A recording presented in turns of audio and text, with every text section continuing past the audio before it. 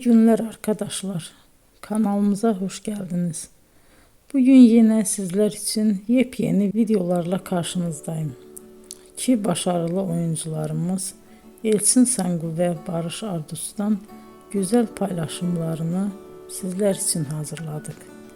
Elçin Sangu, Sevdim Alabora, Yalancı ve Mumları, Kiralık Aşk, İyi Günde Kötü Günde bu dizilerde rol almış ve herkes tarafından çok beğenilmiştir.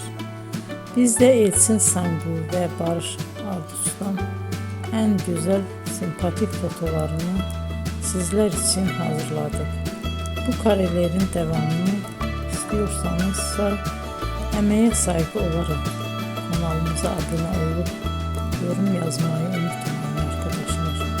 Teşekkür ederim.